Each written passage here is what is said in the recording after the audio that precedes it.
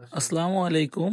প্রতি বছরের ন্যায় এই বছরও আমরা যুব সমাজের উদ্যোগে বিবাহিত এবং অবিবাহিতদের মধ্যে একটি ফুটবল ম্যাচের আয়োজন করেছি। আমরা প্রতি বছরই আসলে এরকম একটা ফুটবল ম্যাচ আয়োজন করে থাকি।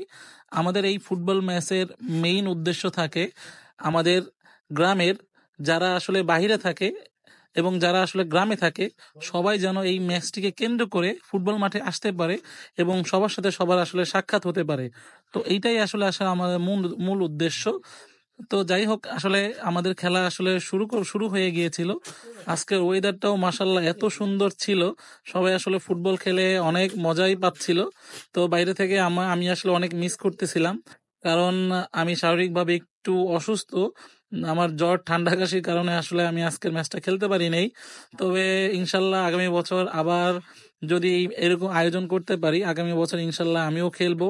তো যাই হোক, প্রচুর হাড্ডাহাড্ডি আসলে খেলা হইতেছিল।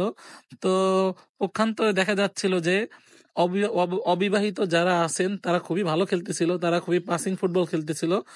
আহ, এবং তাদের স্টামিনা আসলে অনেক ছিল, কারণ এই বয়সগুলোতে আমরাও অনেক মিস করি। এই বয়সে আমরাও প্রচুর দৌড়াইতাম, আমাদেরও প্রচুর স্টামিনা ছিল।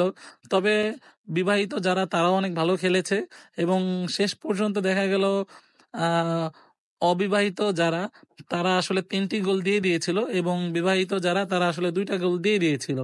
তবে খেলা প্রত্যেকটা সেকেন্ডই খুবই মানে এনজয় করার মতোই ছিল এবং চারপাশে গ্যালারিতে আসলে প্রচুর দর্শক হয়েছিল।